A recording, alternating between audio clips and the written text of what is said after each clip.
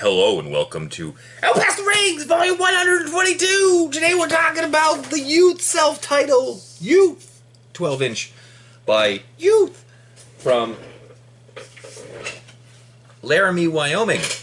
So this was released on April 28th or 30th of 2018 on a couple of labels including Zegema Beach and Middleman Records and Reactive Protest Records and Adorno Records and Convulse Records. Convulse Records is Adam from Euth's label, and he's the drummer of that band.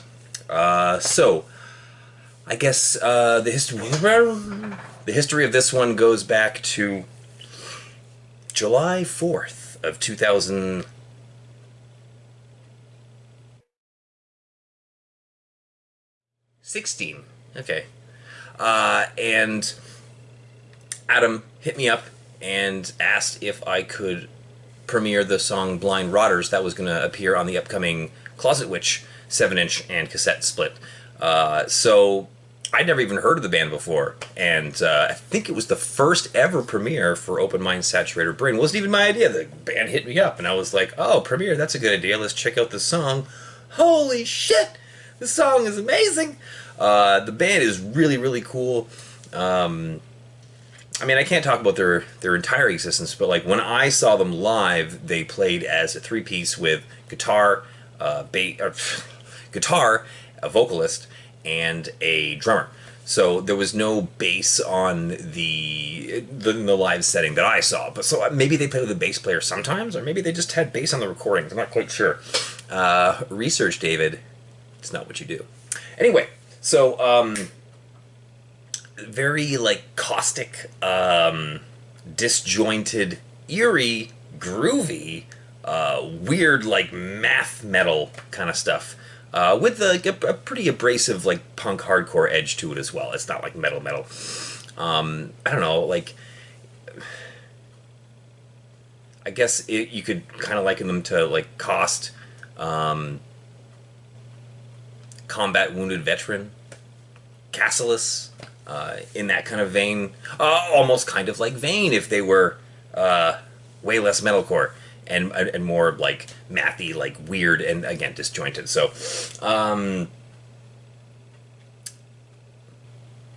I was aware of the band because of that premiere, and then in November of that same year, 2016, I went and I played Swampfest 2 with Miatej. So I got to meet Euth while I was there, and I got to meet Adam. Super positive, super nice guy. Holy moly! And as stated, the band played as a three-piece. Just absolutely fantastic.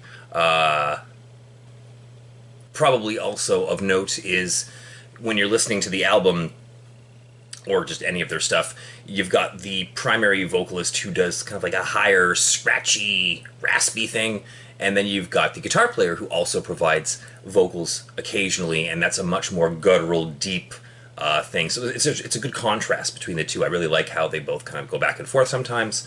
So they released that split, and I was looking at one of my old reviews, actually at the premiere, and it sounded like there was going to be a Leica split, but I believe that must have turned into the Anku split? I don't know if I'm saying any of these band names right.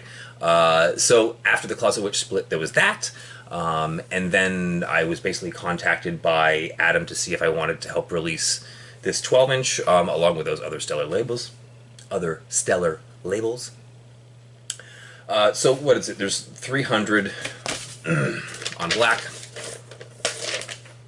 This is the absolute last copy that we have. Lyric sheet, and I believe I see Taylor. Hey Taylor, how's it going? So I strongly recommend picking it up. It's an absolutely excellent album. Is there anything else to really say about it?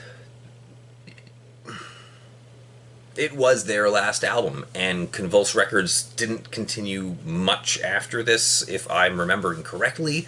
I do remember them distroing Nouvel Escura's record in 2019, so maybe I'm just remembering incorrectly here. So they're at least around for a year afterwards. Regardless, just pretty awesome people, really, really good record, one copy left. please grab that. And if you haven't checked out this band, you definitely should, especially if you are you lean into the mathier and the more like metal side of things. I mean, holy moly! I should quickly discuss a couple of the tracks.